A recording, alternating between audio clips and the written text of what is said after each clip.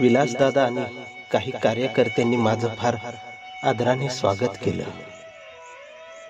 विहाराच्या बाजूला बसलेल्या बायका, म्हातारी माणसं, काही तरुण पोरं माझ्याकडे कौतुकानं बघत होती. मला अवघडल्यागत झालं होतं. मला विहारात असणाऱ्या ऑफिसमध्ये नेऊन बसवलं. तिथे एक फॅन सुरू होता. बाबासाहेबांचा अर्धपुतळा समोरच्या टेबलावर होता. मी एकटक त्याकडे पाहत होतो. जेव्हा जेव्हा मी या महामानवाकडे पाहत असतो तेव्हा तेव्हा अंगावर असा काटाच येत असतो आणि डोळे आपोआप ओले होतात. कारण याच महापुरुषात मला माणूस म्हणून जन्म देणारी आई दिसते आणि या आईला सांभाळून ठेवणाऱ्या रमाईमध्ये मला माझा बाप दिसतो. आज आयुष्यात मी पहिल्यांदा जयसिंगपूर मधल्या दानोळी गावात डॉक्टर बाबासाहेब आंबेडकर यांच्या जयंतीच्या कार्यक्रमाला प्रमुख पाहुणा म्हणून उपस्थित झालो होतो. विलास वाघमारे या व्यक्तीने माझा नंबर शोधून माझ्याशी बोलणं करून 3000 रुपये मानधन आणि प्रमुख पाहुणे म्हणून उपस्थिती अशी बोलणी केली होती. आणि आज मी आयुष्यात पहिल्यांदा हे सगळं अनुभवत असल्यामुळं पार अवघडून गेलेलो होतो. विलासदादाने प्रवास वगैरे कसा झाला म्हणून चौकशी केली, चहा मागवला आणि बाहेर निघून गेला. त्याची चाललेली धावपळ मी पाहत होतो. गावातील काही तरुण पोरं त्याला मदत करत होती. काही लांबूनच सगळं बघत होती. तिथेही गटतट होते हे जाणवत होतं. शिकलेली मंडळी येऊन काहीतरी चुका सांगून हे असं नको तसं करा म्हणत रुबाब झाडत होती. पण विलासदादा सगळ्यांना मान देत होता. खुर्च्या लावण्यापासून ते स्टेजवर कसं काय कुठं असावं हे स्वतः सगळं बघत होता. त्याची धावपळ मला फार ऊर्जा देऊन जात होती. कार्यक्रम सुरू होण्याच्या आधी तासभर माईकवरून विलासदादा सर्व गल्लीतल्या लोकांना अगदी बेंबीच्या देठापासून ओरडून विहारात या कार्यक्रम सुरू करीत आहोत असं ओरडून ओरडून सांगत होता. समोर 300 खुर्च्या टाकलेल्या होत्या आणि त्यातल्या फक्त 3च खुर्च्यांवर 3 म्हातारी माणसं बसली होती. मला गर्दी होत नसल्याचं पाहून घाम फुटत चालला होता. जीव रडकुंडीला येत होता. पण अखेर याच स्वाभिमानी कार्यकर्त्याने म्हणजे विलासदादाने बाहेर जाऊन प्रत्येकाला हातात धरून आत आणून बसवला आणि बघता बघता 200 खुर्च्या भरल्या. कार्यक्रम सुरू झाला. प्रमुख पाहुणे म्हणून दीप प्रज्वलन करताना मी आतून खूप आनंदून गेलो आणि उद्घाटन करून प्रमुख पाहुण्यांच्या खुर्चीत बसलो. माईकवर बोलणारा विलासदादा, त्यानंतर स्टेजवर पाणी आणून ठेवणारा तोच विलासदादा,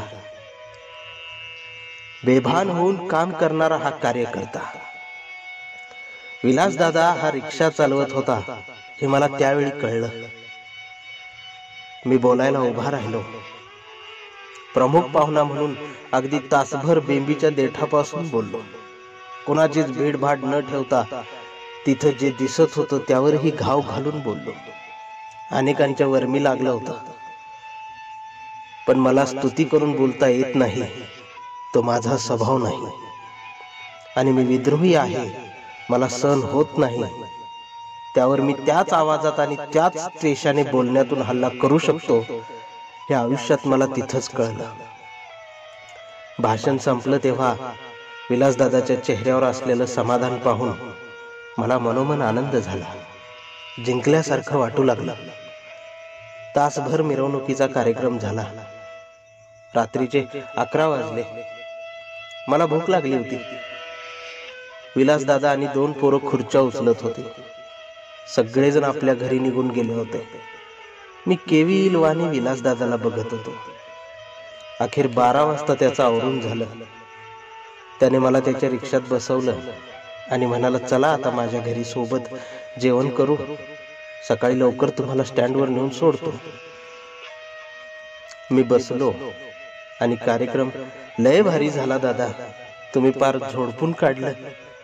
जी अपेक्षा होती त्यापेक्षा जास्त तुम्ही दिलं, असं म्हणणारा विलासदादा मला आयुष्यातला फार मोठा पुरस्कार देणाराच कोणीतरी त्यावेळी वाटत होता. विलासदादाच्या रिक्षात बसून हा प्रवास सुरू होता. विलासदादा बोलत होता. अचानक विलासदादाच्या दारात रिक्षा थांबली. मी आणि विलासदादा उतरलो. एक छोटं घर होतं विलासदादाचं. त्याने दार वाजवलं. विलासदादाच्या बायकोने दार उघडलं. तिने माझ्याकडे अतिशय रागानेच बघितलं. विलासदादाही खाली मान घालून म्हणाला, दादा या आत या. मी आत आलो. पाठीवरची बॅग विलासदादाकडे दिली. त्याने लोखंडी खाट होता त्याखाली तिला व्यवस्थित सरकवली आणि उभा राहतच त्याने माझ्या हातात ते मानधनाचं पाकिट त्याच्या पत्नी समोर दिलं. देताना त्याने हात जोडले. नम्रपणे त्याने जय भीम केला, पण त्याच्या आवाजातला स्वाभिमान मला स्पष्ट जाणवत होता. समोरच्या भिंतीवर बाबासाहेब आणि रमाई शांत पाहत होते. मी एकटक तिथेच नजर लावत खाली टाकलेल्या चटईवर मांडी घालून बसलो. समोरच्या खाटेवर विलासदादाची 3 लेकरं शांत झोपली होती. त्यांची दप्तरे भिंतीला असणाऱ्या खुंटीला टांगलेली होती. ती अनेक जाग्याला शिवलेली स्पष्टपणे दिसून येत होती. वर पत्र्याला लावलेल्या ट्यूबवर बारीक पाखरं खेळत होती. खोलीच्या मध्ये एक साडी आडवी बांधलेली होती आणि साडीच्या पलीकडे विलासदादाची बायको स्टोव पेटवून जेवण गरम करत होती. तिच्या हालचालीवरून, आतल्या आदळणाऱ्या भांड्यांच्या आवाजावरून ती किती चिडलेली आहे हे जाणवत होतं. ते लपवण्यासाठी विलासदादा हसून काही बोलण्याचा प्रयत्न करत होता, पण मला ते सगळं जाणवत होतं. अखेर 2 ताट वाढून तिनं आमच्या समोर ठेवली. नंतर पाण्याचे तांबे सुद्धा असे जोरातच ठेवले व बाजूला भिंतीला टेकून केस सावरत समोरच बसली. मी काहीच बोलण्याच्या मनस्थितीत नव्हतो. ताटात वांग्याचं कालवण एका वाटीत आणि दुपारच्या भाकरी, थोडासा भात होता. विलासदादाने अगदी बारीक आवाजात तिला विचारलं, आज 14 एप्रिल, काही गोड केलं नाहीस का? त्यावर तिने खसकन उत्तर दिलं, हो केलंय ना, ठेवलंय दडवून. सकाळी काही देऊन गेला असता तर केलं असतं. आता हे एवढं खा, पीठ संपलेलं आहे, सकाळी शिरा करून दे. तिच्या या बोलण्यातून मला तिरस्कार दिसून येत होता. मी खात चाललो होतो. विलासदादा खाली मान घालून खाता खाता बोलत होता, दादा काही लोक वर्गणी देतात, पण तेवढ्यात होत नाही, म्हणून कुठून तरी व्याजाने ऐनवेळी घ्यावे लागतात. तिथं काही कमी पडू नये म्हणून राशन सुद्धा भरलं नाही या महिन्यात. पण या पिढीला बाबासाहेब कळले पाहिजेत, ही चळवळ जिवंत राहिली पाहिजे, म्हणून हे सगळं करावं लागतं. मी त्याचं बोलणं ऐकत होतो. मधूनच त्याच्या बायकोकडे नजर जात होती. ती एकटक विलासदादाकडे तिरस्काराने बघत होती. मी काही तिच्या माहेरून आलो नव्हतो, पण मी काही जणू तिचं घरच पाडायला आलोय की काय या भावनेतून ती मधूनच माझ्याकडे पाहत होती. त्याच विचारात हात धुतला. शर्टाच्या वरच्या खिशात ते 3000 रुपये असलेलं पाकिट मला त्या माऊलीच्या कडून शिव्या घालत असल्याचं भास होत होता. विलासदादाने अंथरून टाकलं आणि आम्ही दोघे जवळ झोपलो. त्याच्या बायकोने लाईट बंद केली आणि ती साडीच्या पलीकडे जाऊन झोपली. मी अंधारात तसाच डोळे उघडे करून पडून राहिलो. मला डोळ्याला हे सगळं दिसत होतं. ही चळवळ मी जवळून अनुभवत होतो. कोण आहे हा विलास? कशासाठी हे करतो? उद्या पेपरमध्ये त्याचे कुठे नावही येणार नाही आणि त्याचा कोणी जाहीर सत्कारही घेणार नाहीये. तिथं माझ्यासारख्या पोपटाचं उद्या पेपरमध्ये नाव येणार आहे, माझा फोटो येणार आहे. मी काय केलंय एवढं? मला फक्त बोलता येतं, काहीतरी लिहिता येतं, म्हणून मी घेतले 3000 रुपये मानधन. ही कसली चळवळ आहे? काय आहे हे सगळं? तरी या चळवळीत असणाऱ्या मानवतेच्या विचारांवर आजही काय एवढा विश्वास आहे? हे सगळं मेंदूत सुरू व्हायला लागलं. रक्त गरम झाल्याचं जाणवत होतं. विलासदादाच्या बायकोचा, त्याच्या झोपलेल्या मुलांचा चेहरा डोळ्यासमोर येत होता आणि त्याच अंधारात समोरच्या भिंतीवर रमाई सोबत असणाऱ्या बाबासाहेबांना मी पाणावलेल्या डोळ्यांनी शोधायचा प्रयत्न करत होतो. त्याच अंधारात मी विलासदादा झोपल्याची खात्री केली. अंग थरथर कापू लागलं होतं. मी उठून बसलो. रक्त उसळत होतं. मला काय होते कळत नव्हतं. मी ते मानधनाचं पाकिट बाहेर काढलं. 100च्या 30 नोटा होत्या. त्यातल्या 3 नोटा मी काढल्या, वरच्या खिशात ठेवल्या आणि पांढरं पाकिट मी हळूच अंतरणाच्या खाली सारून दिलं. झोप लागतच नव्हती. पण विलासदादा मात्र समाधानाने झोपला होता. मी ठरवलं होतं, काही करून लवकर उठायचं, गडबड करायची आणि चहा न घेता ताडकन निघून जायचं. विलासदादाला अंथरूण काढायची संधीच द्यायची नाही. त्याच्या हाताला पाकिटच लागू द्यायचं नाही. इथून निघून जाईपर्यंत त्याचा पाकिट दिसलंच नाही पाहिजे, असं नियोजन केलं होतं. पहाटेचे 5 वाजले. नियोजनाप्रमाणे मी अगदी तसाच वागायला सुरुवात केली. विलासदादाला झपाट्यानं उठवलं आणि म्हटलं, निघायला हवं दादा, मला सोडा जयसिंगपूरला, लवकर जायचंय मला. मी त्याला काहीच बोलू दिलं नाही. तो तिथून उठेपर्यंत मी हल्लो नाही. मी बाथरूमला जाण्यास सुद्धा नकार दिला. म्हटलं स्टँडवर गेल्यावर पाहू. तो उठला. त्याने लाईट लावली, शर्ट घातला. तेवढ्यात पलीकडून त्याची बायको म्हणाली, चहा ठेवते. मी झपाट्याने नकार दिला. विलासदादांनी शर्ट घातला. मी अंथरुणाच्या वरूनच हाताने चापसून बघितलं. ते मानधनाचं पाकिट व्यवस्थित जाऊन त्याच्या हक्काच्या जागी विसावलेलं होतं याची खात्री झाली. मी अंथरूण काढायची कसलीच संधी विलासदादाला दिली नाही. त्याला तसाच घेऊन मी निघालो सुद्धा. यात एक गोष्ट चांगली झाली. चार्जिंगला लावलेला त्याचा मोबाईल तो घरातच विसरला. आम्ही स्टँडवर आलो. कुरुंदवाड ते पुणे गाडी स्टँडवर येऊन लागलेली होती. मी बाथरूमला जाऊन आलो आणि गाडीत बसलो. विलासदादा खूप प्रेमाने बोलत होता. त्याची तळमळ मला इथेही जाणवत होती. पण का कुणास ठाऊक मी त्याच्या नजरेला नजर देऊ शकत नव्हतो. गाडी हल्ली आणि मी मोकळा श्वास सोडला. जोर जोरात हुंदका दाटून येत होता. विलासदादा, त्याची लेकरं आणि त्याची बायको, ती माऊली डोळ्यासमोरून जाता जात नव्हती. मला गाडीत बसून 1 तास झाला होता. गाडी बरीच पुढे निघून आली होती आणि तेवढ्यात विलासदादाचा फोन यायला सुरुवात झाली. ते पाकिट त्याला सापडलं असणार आणि ते दिल्याशिवाय गप्प बसणार नाही. मी जिथे असेल तिथे हा आणून देणार हे ओळखून घेतलं. फोनची पूर्ण रिंग होऊ दिली. नंतर मी मोबाईल स्विच ऑफ केला. स्क्रीन बंद होताना दिसली आणि आपोआपच तोंडातून जय भीम हे शब्द बाहेर पडले. त्या सबंध सगळ्या प्रवासात माझ्या डोळ्यासमोर वामनदादांची खांद्याला अडकवलेली ती सूरपेटी दिसत होती.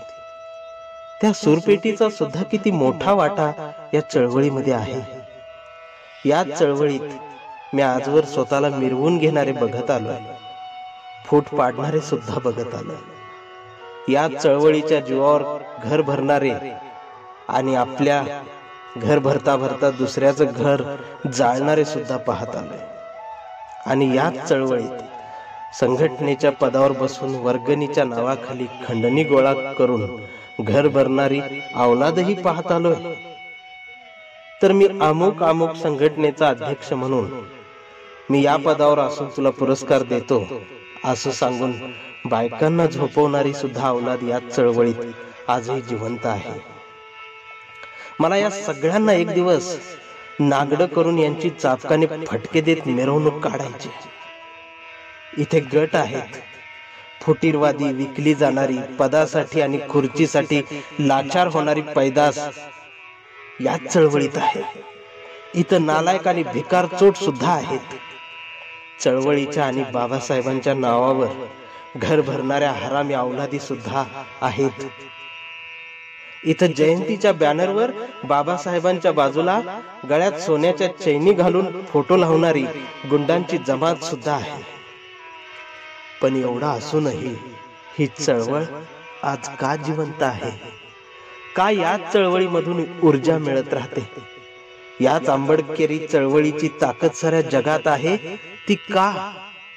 याला कारण एकच. रक्तात, मनगटात, मेंदूत आणि काळजात डॉक्टर बाबासाहेब आंबेडकर पेरून घेतलेल्या विलासदादा सारख्या असंख्य कार्यकर्त्यांमुळेच हे विचार आणि ही मानवतेची ज्योत पेटवू पाहणारी आंबेडकरी चळवळ आजही ताटमानेने जिवंत आहे. आणि म्हणून मला या ठिकाणी नमूद करावं असं वाटतं, या चळवळीशी नातं जोडू पाहणाऱ्या प्रत्येकाला सांगावं वाटतं, स्वतःला मिरवून घेण्यापेक्षा गिरवून घ्या.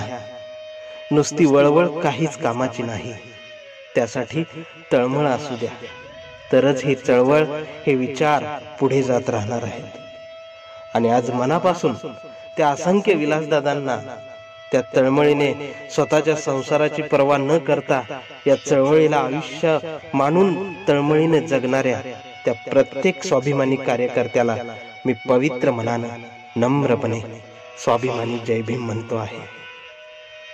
आणि हे जी कथा आहे, लेख आहे, माझं वाचन, जो प्रामाणिक कार्यकर्ता ऐकतोय त्याच्या डोळ्यात पाणी येतंय. कारण ही चळवळ, ही विचार बाबासाहेब त्याच्या काळजात आहेत. मित्रांनो, तुमच्या डोळ्यातून वाहणाऱ्या त्या प्रत्येक अश्रूला सुद्धा माझा जय भीम.